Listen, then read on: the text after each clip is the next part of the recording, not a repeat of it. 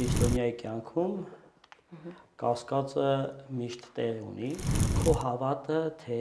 ինչքանով է այն կայացած, խոնարհությունը որպես մարդու համար փրկարար, տեսնեմ կհավատամ, իսկ Աստված ասում է հավատա, որ տեսնես, գաղափար ունի քրիստոնեությունը իր մեջ, ասում է եթե սերը վերջացել, ուրեմն այն չի էլ եղել, եթե դու հավատում ես, որ Աստված կա, իսկ Աստված կա, մեր հավատից դա կախված չի, Աստծո լինելությունը, կյանքը նախախնամում է այնպես, որ մենք հասկանում ենք, որ Աստծուց հարազատ մեկը չունենք մեր կողքին։ Ճշմարտությունն է ազատարար, ինչպես որ ասում է Աստվածաշունչը, եւ ճշմարտությունն է, որ մարդուն տալիս է անսասան հիմք։ Եկեղեցուց դուրս չկա փրկություն։ Օրհնեցեք Տեր Հեր։ Աստված օրհնի։ Ինչպես եք Տեր Հեր։ Փառք Աստծո։ Տեր Հեր, այսօրվա մեր զրույցը հավատքի ճգնաժամի մեր կասկածների մասին է։ Առհասարակ կասկածելը մեղք է, թե նորմալ բնական երևույթ է։ Կարելի է ասել, որ յուրաքանչյուր քրիստոնյայի կյանքում կասկածը միշտ տեղ ունի, որովհետև կարանք այսպես մենք մեկնաբանենք, որ յուրաքանչյուր մարդու Աստված մոտենում է, Աստված հայտնվում է այս կամ այն ձևով, եւ սա Աստծո շնորհն է, բայց Աստծո քաղցրությունը վաստակել է պետք կյանքի ընթացքում եւ կարելի է ասել որոշակի պահին Աստված կարող է մի փոքր հեռանալ, որպեսզի մարդը արդեն այն ինչ որ անաշխատ ձևով էր վաստակել որպես շնորհ,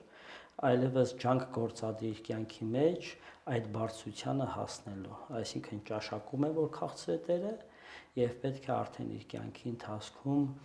այդ քաղցրությունը պահի։ Այսինքն ստացվում է մեր հարցերը երբեմն կարող են հենց մեզ մոտեցնել Աստծուն, քան թե կույր հավատ։ Ինչպես որ մարդու համար բնական է որ վախեր ունենա եւ այս վախենալու երևույթը մարդուն տանում է այլ ավելի հետազոտելու այն առարկան, ինչից որ ինքը վախենում է, գաղտնի այդ համար, նույնն էլ մարդու համար, այո, իր հավատի ճանապարհին լինում են հարցեր, լինում են կասկածներ, բայց այս կասկածները պետք է մարդը ուշադիր լինի, որ ոչ թե յուրացնի կասկածները, այլ կարողանա այս կասկածները հաղթահարել, որովհետև դա է ճանապարհը քրիստոնյայի հասունացման։ Բոլոր ժամանակներում, բոլոր սրբերը իրենց կյանքի ընթացքում մանավանդ դժվար պահերին ունեցել են երկմտումներ, բայց մանավանդ եթե հաշվի առնենք, որ մենք ունենք մի կյանքի ուղեկից, որը որ միշտ ցանկանում է մեզ գայթակղության մեջ գցել եւ մտքեր հաղորդել մեզ, կասկածելի, երկիմաստ մտքեր հաղորդել է մեզ, դա է չարն է, որը որ միշտ մեր հետ պայքարում է, ուղղակի եւ այստեղ տեղ է գտնում հավատը։ Քո հավատը, թե ինչքանով է այն կայացած, ուրեմն կասկածների փորձությունը հաղթահարած հավատը ավելի կայացած եւ ավելի հասուն է, քան դեռևս կասկածների մեջ չմտած մանկական հավատը։ Կարանք համեմատենք ամուսնական կյանքի հետ, հա, երբ որ երիտասարդները սիրահարվածությամբ ամուսնանում են եւ սրան սեր չես կարող անվանել, այլ սեր կանվանես, ասենք 10, 20, 30 կամ 40 տարի հետո համատեղ դժվարությունները ապրած եւ իրար հետ դժվարություններ կիսած կյանքը, սա կանվանես իրական եւ լուրջ սեր։ Նույնն էլ այս հավատի կյանքը մարդ Աստված սիրո ուղեծիրում։ Ստացվում է Տեր Հեր մարդ կարող է հավատալ Աստծուն, բայց ունենա անպատասխան հարցեր։ Եթե մենք հասկանում ենք, որ Աստված անընդգրկելի է, անհասանելի է, անիմանալի է եւ մենք զուտ միայն ստեղծագործություն ենք, ուրեմն նաեւ մարդուն խոնարհություն է պետք հասկանալ, որ ինքը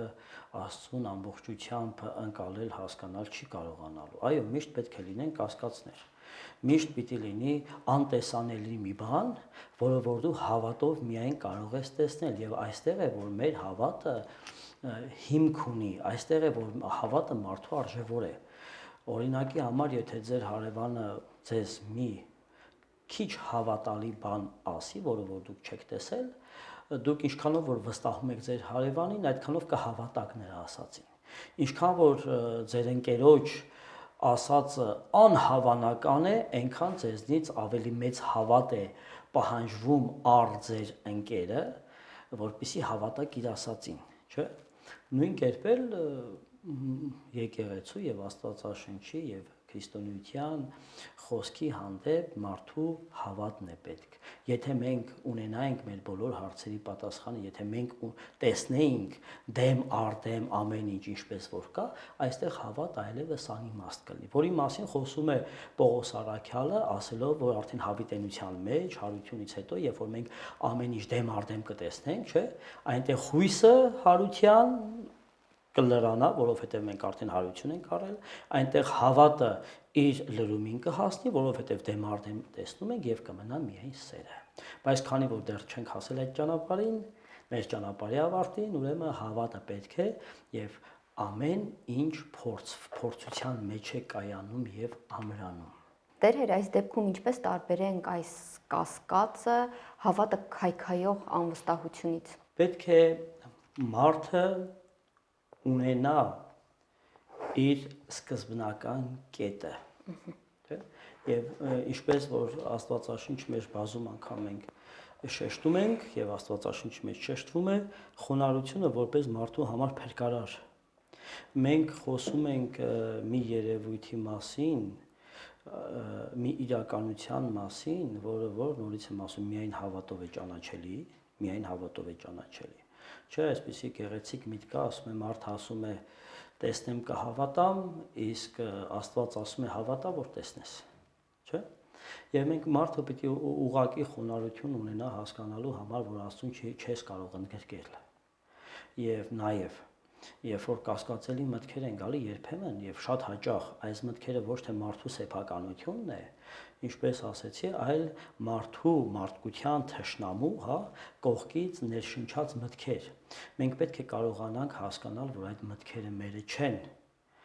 Այդ մտքերը մերը չեն եւ կարողանանք մեր միտքը դրան հակառակ իրականությամբ լցնել։ Օրինակ շատ հաճախ մարդը օգտագործում է, չէ, երբ որ մահվան առջև ենք կանգնում, մենք օգտագործում ենք հետևյալ արտահայտությունը, ասում ենք նրանք ընկան, ասենք զոհվեցին, նրանք ընկան, բայց սրան հակառակ քրիստոնեական միտքը կարող է ասել ոչ թե նրանք ընկան, այլ նրանք բարձրացան եւ լրիվ տարբեր մտածելակերպ է, լրիվ տարբեր հոգեվիճակ է առաջանում, ասելով նրանք ընկան կամ նրանք բարձրացան, որովհետև ամեն մի նահատակ, այսպես ասենք, որը ընկնում է, հա, մարտի դաշտին հանուն եկեղեցու եւ հայրենիքի, ինքը չի ընկնում, ինքը բարձրանում է երկնային արքայություն։ Նայած թե մենք հարցին ինչպես կվերաբերվենք։ Հետաքրքիր այսպիսի մի գաղափար ունի քրիստոնեությունը իր մեջ, ասում է, եթե սերը վերջացել, ուրեմն այն չի էլ եղել։ Եթե հավատը վերջացել, ուրեմն այն չի էլ եղել, որովհետև դու չես կարող Աստծուց փախնել։ Եթե դու հավատում ես, որ Աստված կա, իսկ Աստված կա, մեր հավատից դա կախված չի Աստծո լինելությունը, այլ Աստծո կամքից է կախված մեր լինելությունը, ուղղակի պետք է կյանքը ապրել մի քիչ խոնարհաբար եւ վստահ եղեք, մարդը երբ որ Աստծո տեսլականով, Աստծո ներկայության մեջ է ապրում, ինքը հասկանում է, որ Աստված կա։ Այո, կլինեն ժամանակներ, երբ որ ինչ-ինչ դժվարությունների մեջ մարդը կարող է ըմբոստանալ, հա, այսպես ասենք Աստծո դեմ, բայց վստահ եղեք, միշտ Աստված մեր կյանքը նախախնամում է այնպես, որ մենք հասկանում ենք, որ Աստծուց հարազատ մեկը չունենք մեր կողքին։ Աստծուց հարազատ ոչ ոք չունենք որևէ մի իրավիճակում։ Տեր, որոնք են հավատի ճգնաժամի ամենատարածված պատճառները։ Աստծուն չճանաչելը ուղղակի։ Եվ նաև կյանքի հանդեպ իրական հայացք չունենալը։ Մեծամասամբ մարդկությունը եւ նաև քրիստոնյաների մեծ մասը կարծում է, որ Աստված պարտավոր է ստեղծել էս պահի կամ պարտավոր է այս կյանքի մեջ մեզ տալ այն բոլոր բարիքները, որոնք որ մենք հասկանում ենք։ սխալ վերջնակետեր, հա, կամ սխալ սկզբնակետեր մարդու կողմից հաստատելն է։ Քրիստոնեությունը չհասկանալը եւ անիմաստ չհասկանալուց ելնելով անիմաստ հուսադրվելը։ Եթե մենք այս աշխարհի վերաբերյալ իրական կարծիք ունենանք, ապա պետք է հասկանանք մի պարզ բան։ Նախ մարդու կյանքը ապրելը այս աշխարհի մեջ բարձրագույն արժեք եւ մեծագույն բարիք, բայց ինչ վերաբերում է այս աշխարհին, մենք մտածում ենք Տեր Աստված այս աշխարհը ստեղծել է, մենք էլ այս աշխարհի մեջ ենք դե պահի, բայց Աստված այս աշխարհը չի ստեղծել։ Այս աշխարհը անկյալ մարդու, ասենք Ադամի, մեղավոր արդեն Ադամի եւ նրա սերունդի Ադամի մեղքով փոփոխության, հա, ասենց ասած ենթարկված մեղավոր մարդու համար ապրելիք վայրն է, որը ոչ թե մարդու վերջնական նպատակն է, այլ որը որ մարդու հնոցն է կամ փորձության վայրն է։ Մենք պիտի ընկալենք, որ կյանքը չի վերջանում, չի սկսում եւ չի վերջանում այս ժամանակավոր աշխարհի մեջ, այլ կյանքը հավիտենական է եւ այս հավիտենականությանը չնայելու պատճառն է, երբ որ մարդը հիասթափվում է, երբ որ մարդը ուզում է, երբ որ մարդը Աստծո դեմ ըմբոստանում է։ Մեծամասամբ ինչու համար ենք մենք Աստծուց խռովում, կարելի ասել առյուծի բաժին, երբ որ հարազատի մահվան առջև են կանգնում, մանավանդ անժամանակ մահվան։ Բայց եթե մենք ուղակի տրամաբանենք, կտեսնենք, որ 120 տարին էլ, 7 տարին էլ կամ 2 տարին էլ հավիտենության մեջ մեկ անկթարթ է։ Չգիտեմ, դա ուղակի գոյություն չունի 120 տարին հավիտենության մեջ գոյություն չունի, կարող ենք ասել գոյություն չունի։ Եվ 7 կամ 120 տարբերություն չկա մահվան ժամանակ, այլ կարևորը նա է, թե մարդը ինչպես մտավ հավիտենություն, ինքը այդ հավիտենությունը ժառանգեց որպես հավիտենական կյանք, թե այդ հավիտենությունը ժառանգեց որպես հավիտենական տանջանք։ Մենք մեկս մեկին ցանկանում ենք երկար կյանք եւ առողջություն։ Աստված մեզ տալիս է հավիտենություն եւ հավիտյան խաղաղություն, հավիտյան երջանկություն։ Աստծո համար կարևորն այդ հավիտենությունն է։ Եթե մենք աշխարհին կարողանանք նայել քրիստոնեական, իրոք քրիստոնեական հայացքով, ուրեմն մենք երբեք Աստծո հանդեպ որևէ մի կասկածներ չպիտի ունենանք։ Եկեք օրինակի համար նայենք, եկեք տեսնենք Սեբաստիայի 40 մանուկներին, որոնք որ լճի մեջ նահատակվեցին հանուն Քրիստոսի։ Եվ տեսնենք այնտեղ այն մորը, քրիստոնյա մորը, որը որ իր երեխային գրկել է եւ տանում է այդ դիակները հավաքող, իր կիսամեռ երեխային գրկել է, տանում է դիակները հավաքող սայլի ետևից, սրբերի դիակները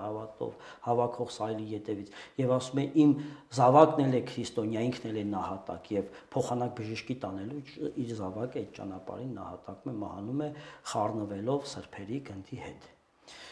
Այս հայացքն է պետք, որ կյանքը այս ժամանակավորը չէ, մանավանդ այս աշխարհը չէ, Աստծո ստեղծած կյանքը, այլ մարդը ավելի բարձր արժեք է եւ մարդը,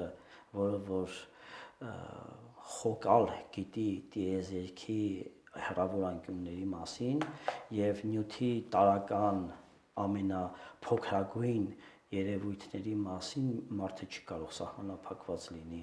այս աշխարհի եւ ժամանակի մեջ, որովհետեւ իրենով է արժևորվում ամեն ինչ։ Տեր հեր, հաճախ մարդիկ երբ կորցնում են իրենց հարազատին, ունենում են հավատքի ճգնաժամ, նշում են, թե ինչու Աստված թույլ տվեց, որ իրենց հետ պատահի դա։ Մենք ինչպես կարող ենք օգնել նման մարդկանց, ինչ կարող ենք անել իրենց համար։ Տվյալ իրավիճակում հենց այդ պահին ոչինչ չես կարող անել, այլ միայն աղոթք անել։ Պիտի հասկանանք, երբ է մարդը պատրաստ մեզ լսելու, հա։ Տեսեք, ինչ գեղեցիկ է քրիստոնեությունը։ Քրիստոս փրկություն բերեց մարդկանց մահվանից, հավիտենական մահվանից։ Մենք նորից եմ ասում, երբ որ կյանքի ճշմարտությունը չենք հասկանում,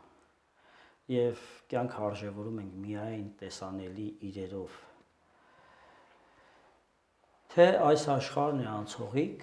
ըստ ավետարանի, թե ամեն մի տեսանելի եւ շոշափելի իր նյութ գոհ, հա, անցողիկ է, ժամանակավոր է։ Եվ հավիտենական է միայն անտեսանելիները։ Հավատը դրա մեջ է մտնում, բարիքը դրա մեջ է մտնում, չարիքները դրա մեջ մտնում։ Եվ ուրեմն կյանքի իրականությունը հետևյալն է։ Անկախ մենք կհավատանք, չենք հավատա, մենք քրիստոնյա ենք, քրիստոնյա չենք, թե մերժում ենք եկեղեցին եւ ամեն ինչ ասելով դուք վերցրեք ձեր պատմությունները, տարեք ձեզ համար ապրեք։ Սա ոչ մեկին չի ազատում պատասխանատվությունից։ Կյանքի իրականությունը հետևյալն է։ Մարդը հավիտենական էակ է։ Մարդը հավիտենական էակ է եւ ինքը հավիտենությունը պիտի ժառանգի։ Քրիստոսով կամ առանց Քրիստոսի։ Ուղղակի Քրիստոսով հավիտենությունը հավիտենական կյանք է, առանց Քրիստոս հավիտենությունը հավիտենական նեղություն։ Քրիստոս մեզ ազատեց այս հավիտենական նեղությունից։ Մարդը պետք է հասկանա, որ այս մարմինը չէ մարդ կոչված արարածը, չէ՞։ Տեսեք, մեքենան, երբ որ շարժվում է, այո, կարևոր է նրա շարժիչը, վառելիքը եւ այլ, բայց ամենակարևորը նրա վարորդն է, որը որ այդ մեքենային գործի է դնում եւ շարժում է։ Նույնպես էլ, այո, մեր մարմինը այս ֆիզիկական աշխարհում ապրելու համար կարևոր է, բայց այդ մարմնին գործի մեջ դնողը կենթանություն իր մեջ պարունակող եւ բանականություն պարունակող հոգին է։ Երբ որ հոգին հեռանում է մարմնից, մարմինը դառնում է անկենթան, անշունչ, եսի գաղափար չունեցող, գիտակցություն չունեցող, ինքնագիտակցություն չունեցող մի նյութ քայքայման ենթակա, որովհետև հոգին նաև կյանքը տարավ իր հետ, որին որ մենք ասում ենք դիակ։ Այն ինչը որ կենթանի մարդուն տարբերում է դիակից, այդ ամենը հոգու հատկանիշներն են։ Նշանակում է մենք իրար հետ շփվում ենք հոգիներով, բանական հոգով, նշանակում է հավիտենական հոգին, որը որ քո եղբայրն է, քո զավակն է, քո հայրն է, չգիտեմ, քո պապիկն է, ինքը շարունակում է լինել մի իրականության մեջ, որը որ մենք չենք կարող ֆիզիկապես այս եռաչափ իրականությունով սահմանափակված, հա, զգայարանների մեջ սահմանափակված մեր այս եռաչափ իրականությունով չենք կարող հասու լինել այդ հոգևոր իրականությանը, բայց որտեղ բոլորս է պիտի գնանք։ Մի խոսքով, ճշմարտությունն է ազատարար, ինչպես որ ասում է Աստվածաշունչը, եւ ճշմարտությունն է, որ մարդուն տալիս է անսասան հիմք։ Կյանքի հանդեպ մենք պետք է ունենանք ճշմարիտ գիտակցություն եւ գիտելիք, անկախ այն ճամարտակություններից, անկախ, չգիտեմ, համացանցում տարածված գեղեցիկ մտքերից, հասկանանք մի պարզ բան, ինչպես որ ասում են մեծ գիտնականները, երբ որ մարդը խմում է գիտության բաժակից, անհավատությամբ է վարակվում, բայց չպիտի մոռանանք, որ բաժակի տակ Աստված է մեզ սպասում։ Մնում է այդ բաժակը միջև վերջ խմել կարողանանք։ Աստված կա, նորից կկրկնեմ, եւ սա փաստ է եւ փառք Աստծո, որ Աստված կա։ Սուրբ գրքի էջերում մենք տեսնում ենք մարդկանց, որոնք եւս կասկածեցին։ Ինչ է ցույց տալիս նրանց օրինակը մեզ։ Նայեք, Պողոս առաքյալը իր թղթերի մեջ այսպիսի մի շնորհ է մատնանշում, հոգիները զանազանելու շնորհ։ Այսօր շատերը մանավանդ կանանց ցեղը սիրում են տեսիլքներ տեսնել, Աստծուն զգալ եւ մարգարեություններ վերագրել իրենց, բայց դա ումից է գալիս։ Նախ պետք է մենք կարողանանք խոնարհություն ունենալ, հասկանալու եւ ինքներս մեզ մարգարեներ չկարծելու։ Իսկ Աստվածաշունչի մեջ եւ սրբերի վերաբերյալ ոչ թե կասկածամտություն է դա, այլ ինչպես պիտի լինի այս իրանք ընդունում են, որ դա պիտի լինի, եւ Աստված ասել է եւ կլինի, բայց դա ինչպես պիտի լինի, այս ուղակի պարզ հարցի ընթացքի մասին տեղեկություն ունենալու պատասխանն է։ Ուղղակի, այսինքն ոչ թե կասկածում են Աստծո խոսքի վրա, այլ ընթացքն են ուզում հասկանալ։ Տարբերությունը սա է։ Ոչ թե կասկած խոսքի նկատմամբ, այլ ընթացքը հասկանալու ձգտում, այդպես ասեմ։ Եվ երկրորդ, միշտ իմանանք, որ երբ որ մայրը կամ հայրը տնից դուրս է գալիս երեխային տանը մենակ թողելով, եւ երբ որ դուռը թխկացնում է եւ երեխան ասում է ով է, սրա պատճառով մայրը չի բարկանում, ոչ էլ հայրն է բարկանում, այլ ընդհակառակը գովում է իր երեխային։ Դրա համար որ միշտ էլ սրբերը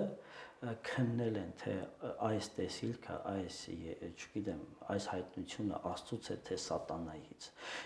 կասկածելով ոչ թե Աստծո վրա, այլ իրենց անձի վրա, որ իրենք կարող են այդպիսի մեծ շնորհի արժանանալ։ Եվ երբեմն եւ շատ հաճախ ցույց է տալիս վարքագրությունը մեզ, որ դա սատանայից է եւ դա